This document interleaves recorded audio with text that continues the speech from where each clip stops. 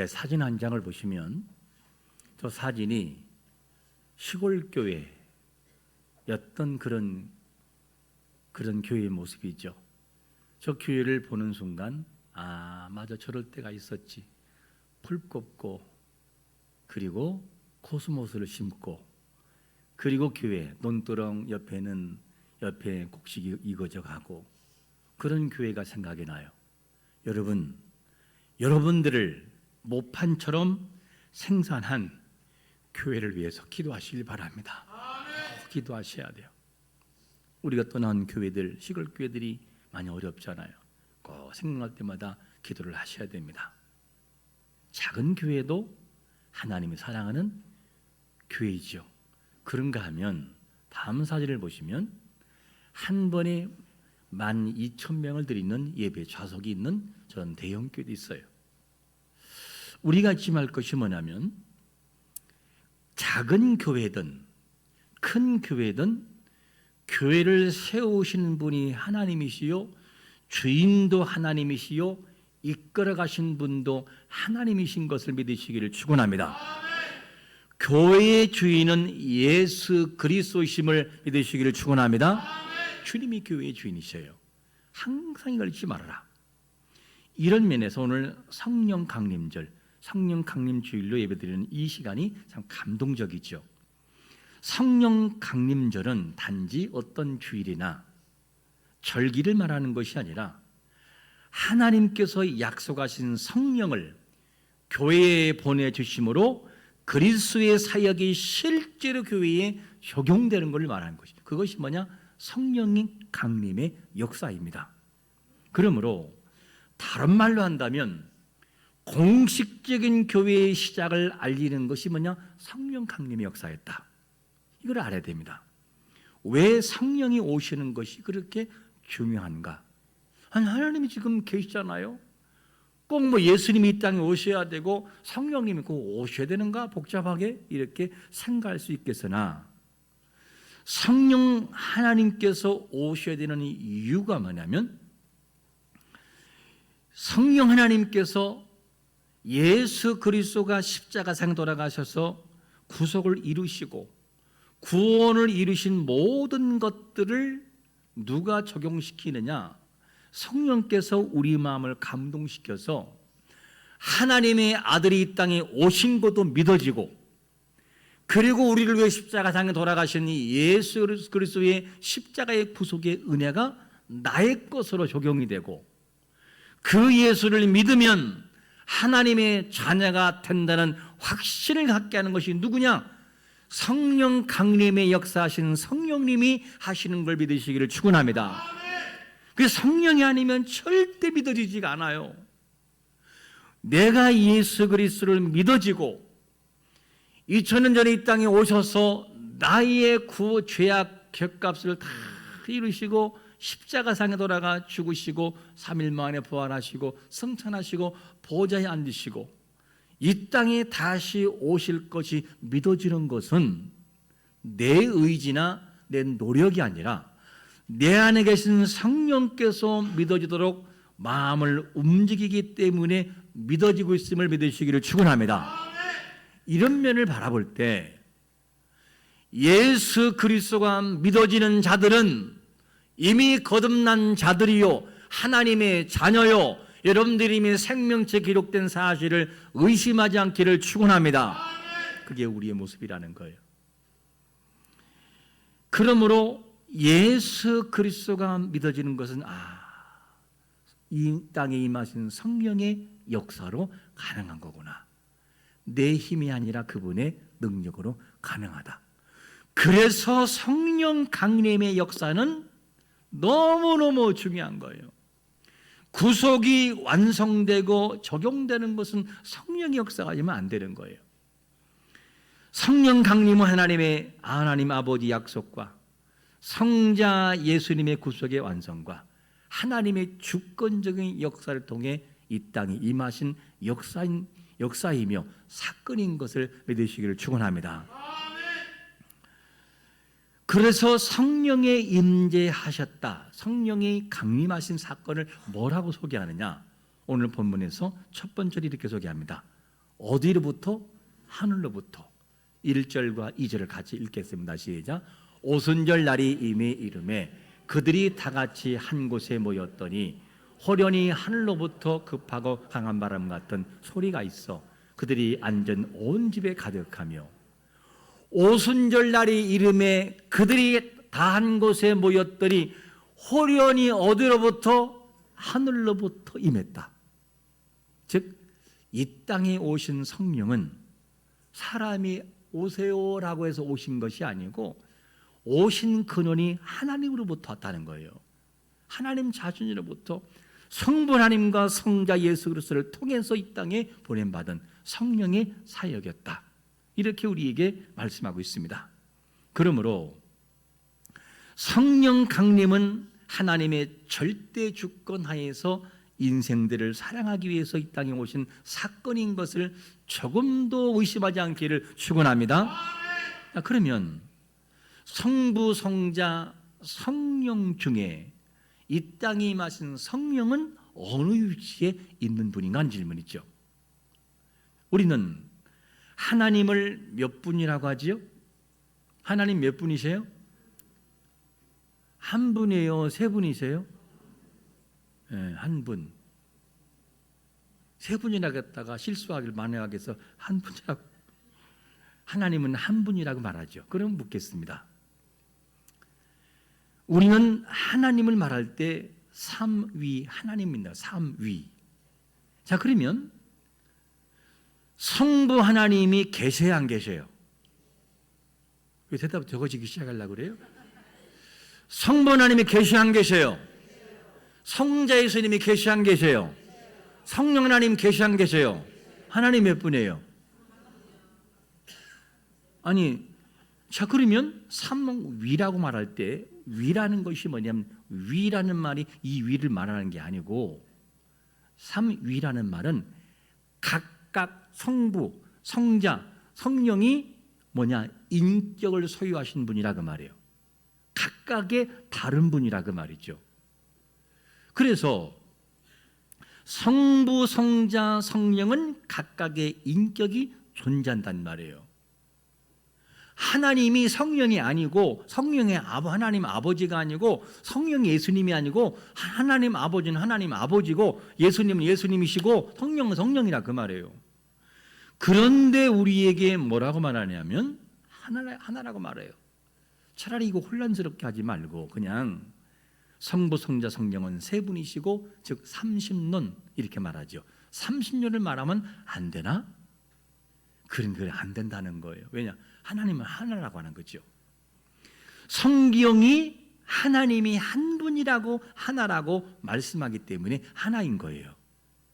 신명기 6장 4절에서 이거를 뭐라고 말씀하느냐? 이스라엘아 들으라. 우리 하나님 여호와는 오직 뭐라고요? 유일하신 한 분 하나님이시라는 거예요. 하나님은. 그러면 성경이 하나라는 말을 하는데 하나라는 것은 무엇이 하나라는 것이냐 질문이죠. 성부, 성자, 성령은 능력과 영광과 영원성과 신성과 본질이 동일하다 그 말이에요. 동일하다.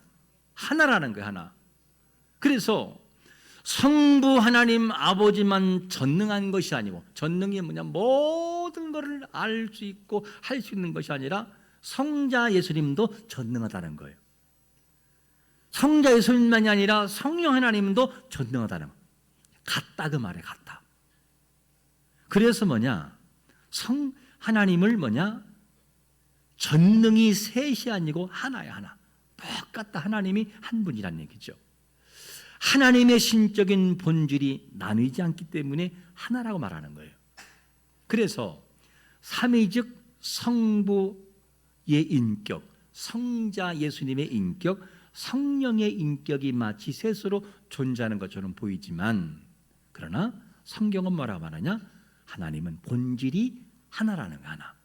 여러분, 하나님은 삼위로 존재하되, 성부, 성자, 성령으로 존재하되 본질이 하나이기 때문에 한 분이신 것을 믿으시기를 축원합니다. 하나님이 세 분이라고 하는 것은 잘못된 거예요. 아직 한 분 하나님, 그분을 우리가 믿고 있는 것이죠.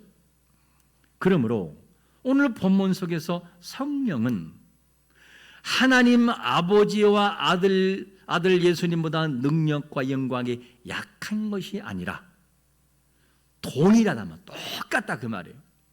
여러분, 우리가 기도할 때 뭐라 기도하냐면 하나님 아버지 이름만 불러요. 주여 예수님 우리를 도와주세요라는 말하지만 성령님 나와 함께 해주세요라는 기도를 잘 하잖아요. 그러나 성령 하나님도 하나님이시요, 성부 하나님도 하나님이시요, 예수님도 하나님이시기 때문에 능력과 권능과 영광과 신성과 영원성이 똑같은 하나님이신 것을 믿으시기를 축원합니다. 그게 누구냐? 우리 가운데 임재하신 성령 하나님이셔요. 이거를 잊지 말라. 오순절 성령의 역사는 하나님 자신의 연약한 인간들을 찾아오신 사건이에요. 연약한 인간을 찾아오신 사건. 그들을 통해서 거룩한 교회를 이루어가, 즉 예수 그리스도, 즉 성령을 통해서 교회에 임재하시고 교회를 아름답게 이끌어 가시고 마음을 움직이시며 바꿔놓으면서 살아가는 그 성도들의 입술을 통해서 거룩한 교회의 공동체를 이루어간다는 거예요. 항상 이거 잊지 마라. 그래서 교회는 사람이 하는 것처럼 보이기는 해요. 그런데 사람이 하는 것이 아니라 누가 하시느냐? 하나님이 이끌고 있음을 믿으시기를 축원합니다. 저는 가끔씩 그런 감동이 올 때 있어요. 하나님, 제가 부족해서 뭘 하겠어요? 제가 하나님 많이 부족해요. 그럴 때 제 오는 질문이 이런 질문이에요. 그러면 지금까지 네가 잘나서 여기까지 왔냐? 하는 질문이에요. 연약할 때 네가 한다고 생각하느냐? 네가 하는 것이 아니라 하나님, 내가 거룩한 교회를 이끌어간다. 그때마다 막 힘이 생겨요. 맞아요. 그리고 이런 감동이에요. 네 에너지와 네 은사를 믿지 말고 너를 세우고 너를 불렀고 너를 통해 이루어가는 나 하나님을 의지해라. 내가 한다. 할렐루야. 하나님이 거룩한 교회를 이끌어가고 있음을 전적으로 인정하시기를 축원합니다. 하나님이 하실 교회는 이거를 인정해야만 되는 것이죠. 그러므로 교회의 통치는 하나님이 통치하셔요. 자, 우리가 어제 심야기도에서 출애굽기 1장 전체를 쫙 읽으면서 살펴본 내용이 뭐냐면 애굽이 이스라엘 인구의 증가를 막기 위해서 고된 노동을 동원시켜요. 그리고 살인을 하기 위해서 계획을 짜고 학대가 동원돼요. 근데 신기한 것이 뭐냐면 계속해서 번성이 이루어져요. 번성. 아무리 막으려고 해도 막을 수가 없어요. 아무리 막으려고 해도 왜? 갈수록 번성해 버리니까 바로가 무서울 정도로 하나님이, 즉 하나님의 역사하심이 그 당시에 하나님이 없는 것처럼 보이고 간섭하지 않는 것처럼 보이고 일하지 않는 것처럼 보였으나 뒤늦게 보니 하나님이 어떻게 하냐, 산파들의 마음을 감동하셨고 그리고 계속 일하심으로 모든 것을 간섭하심으로 이스라엘이 세워지는 것을 봐요. 여러분, 하나님은 지금도 우리의 개인을 간섭하시고 교회에 간섭하시고 나라와 민족 위에 간섭하시는 것을 믿으시기를 축원합니다. 하나님이 하고 있다고요. 우리가 하는 것이 아니고 내가 하는 것이 아니라 하나님의 통치하고 있음을 믿으시기를 축원합니다. 그분이 아시는 거예요. 그분이. 이거를 믿어야 돼요. 그래야 우리는 일할 수 있어요. 오순절 성령 강림은 교회의 시작을 알리시고 구원의 은혜를 적용하는 거라는 사실을 알아야 됩니다. 성령 하나님은 우리가 예수를 믿도록 꽉 잡고 있는 거예요. 여러분, 지능이 약한 자에게도 성령이 임재하시고 3살짜리에게 성령이 임재하서 예수님을 믿어 눈물을 흘리게 만들고 90 먹은 노인에게도 성령이 임하심으로 아버지라고 하게 하시고, 건강한 사람에게도 하나님 감사합니다라고 하게 하시고, 병든 자에게서도 그 병중에 누워 있는 그 침상에서도 하나님 사랑합니다, 이거를 누가 하시느냐? 하나님이 하시는 거예요. 성령이 그 마음을 주심으로 고백하게 만드는 거예요. 그것이 아니면 절대 불가능합니다. 예를 하나 들어볼까요? 병원 침대에서 누워가는 한 소년이 있었어요. 이제 마지막 순간을 남기던 한 소년. 이 모습을 바라보는 아버지의 마음이 어땠을까? 한번 그것을 생각을 해보세요. 곧 죽는 이 아이의 손을 잡은 아버지의 손길. 기계음만 쭉 계속 움직이고 있어요. 이게 이제 뜨 하고 멈출 시간이 된 거였어요. 그 아이의 마지막 순간을 남겨졌을 때에 아이는 숨을 쉬는 것조차 부담스러웠어요. 그리고 침대 곁에서 아버지는 아들의 손을 꽉 잡고 있어요. 그리고 슬픔에 잠깁니다. 이 아이의 손이 온기가 떨어질 때가 올 텐데 아버지가 생각을 해요. 침대에서 마지막 순간을 맞이하기 위해 기다리는 아들을 물꼬에 바라보는 아버지 눈에서는 눈물이 나와요. 문득 아버지 마음에 이런 생각이 들어요. 아들이 지금 무슨 생각하고 있을까? 그리고 무슨 말을 마지막으로 하고 싶은 것일까? 그 생각하고 있는데 그때 소년이 떨리는 손을 간신히 움직여서 뭔가를 쓰려고 그래요. 아버지는 빨리 볼펜과 종이를 갖다 주었어요. 그때 떨리는 손으로 한자 간신히 글씨를 써나가요. 삐뚤삐뚤 힘없는 글씨를 써내려갑니다. 그리고 종이 위에 짤막한 글을 문장을 남겨요. 어떤 문장이냐? 한 보실까요? 저거 했었어요. 저 실제 사진입니다. 여러분 저게 뭐야? 라고 하겠지만 온 힘을 다했었던 글씨였어요. Jesus is. 예수 그리스도는 무엇입니다? 리얼. 예수 그리스도는 진짜입니다. 진짜. 마지막 이 아이가 죽어가면서 예수님은 진짜예요, 이거를 남기고 죽은 거예요. 우리가 마지막 죽음을 맞이하는 순간에 예수님은 진짜이시고 나의 구주가 되신다는 본질적인 진리를 붙드는 자가 되시기를 축원합니다. 이를 하게 하신 이가 누구냐? 성령 하나님의 구속의 적용이란 말이에요. 성령 하나님이 아니면 예수가 안 믿어져요. 성령님이 감동하지 않으면 하나님이 안 믿어져요. 그런데 예수님을 아버지라고 부르고 예수 그리스도가 진짜라고 믿는 것은 성령이 내 마음을 강타하고 있고 내 마음을 움직이고 있는 증거인 것을 믿으시기를 축원합니다. 그래서 우리에게는 구원이 적용되는 거예요. 이게 얼마나 감사한 일인가요? 예수님은 진짜 하나님이시다는 것을 믿지 않는 자들의 입술을 통해서 고백되어져요. 어떤 것이냐? 예수님을 부인하고 예수님을 손가락질하고 저주했던 유대인들이 예수님을 십자가에 못 박아요. 그리고 저주했던 백부장과 모덤을 지킨 자들이 예수님은 어떤 분이나 고백하냐면 마태복음 27장 54절에서 이렇게 고백해요. 같이 시작. 백부장과 및 함께 예수를 지키던 자들이 지진과 그 일어난 일들을 보고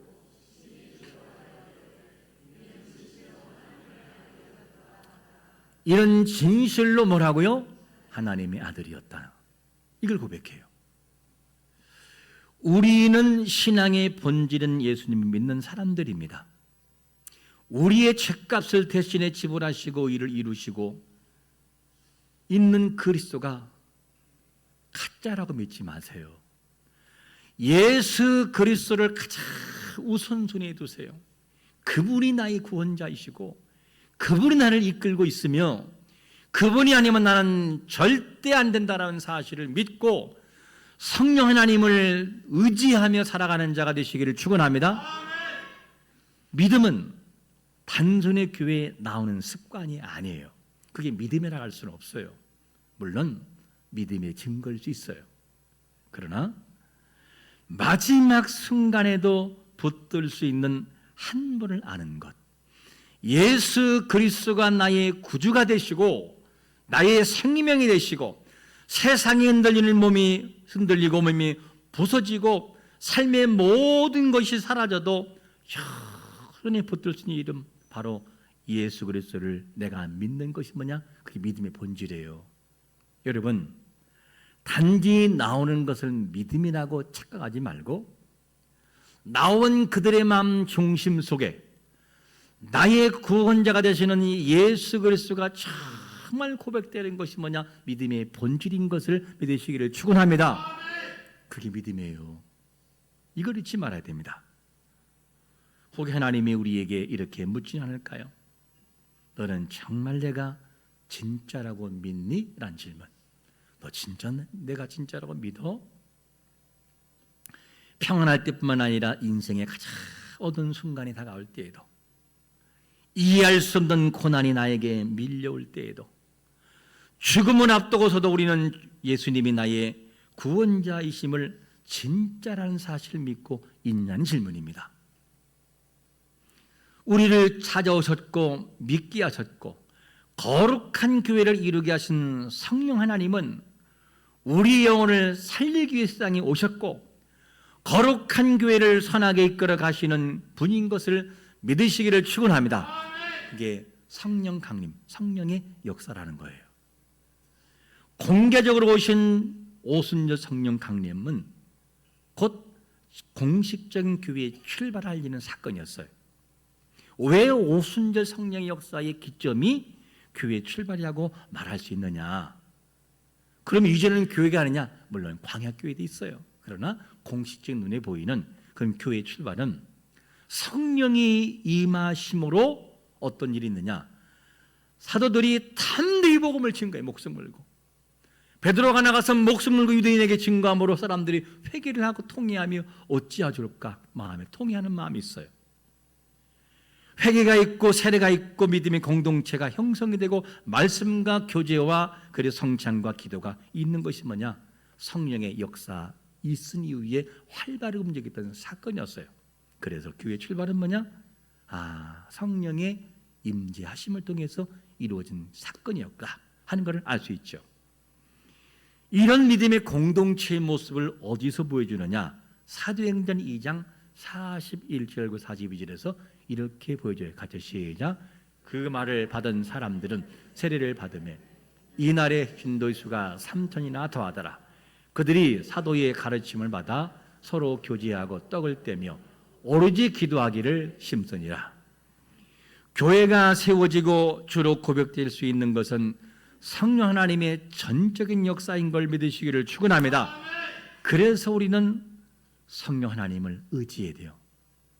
성령님, 내 마음을 움직여 주세요. 강팍한 마음을 움직여 주세요. 안 믿어지는 마음이 믿어지게 해주세요. 성령이 그 역사를 하시는 것이죠. 그러면 오순절 성령 강림으로 사람들에게 어떤 일이 일어났을까 하는 질문이에요. 어떤 일이 일어났을까? 두 번째는 뭐라고 말씀하냐면 복음 안에서 연합을 이루어요. 복음 안에서. 한번 7절과 8절 같이 읽겠습니다. 시작. 다 놀라 신기하게 여겨 이르되 보라, 이 말을 하는 사람들이 다 갈릴리 사람이 아니냐? 우리가 우리 각 사람이 난 곳 방언으로 들르게 되는 것이 어찌 되느냐? 본문에 등장하는 사람들이 누구냐 하면 여러 나라 사람들이에요. 그리고 여러 언어이고 여러 문화권이 있는 사람들이에요. 그런데 이들이 성령을 통해 언어의 장벽과 민족의 장벽과 흩어진 모든 것이 하나로 묶어져 버려요. 여러분, 성령의 역사하심은 둘이 하나가 되고 흩어진 것이 연합을 이루는 역사인 것을 믿으시기를 축원합니다. 그게 성령의 역사예요. 그래서 성령의 역사하시는 곳에는 언제나 하나가 돼요. 하나를 이루어요. 이게 성령의 역사입니다. 그래서 생육하고 번성하에 충만하라고 했던 하나님의 명령이 있을 때 하나님의 역사가 아니었던 그 역사를 통해서 뭐가 세워졌냐? 바벨탑이 세워져요. 바벨탑은 뭐냐면 창세기에서 흩어짐을 면하자, 하나, 이렇게 인간적인 하나를 요구합니다. 근데 하나님 뭐라고 하냐?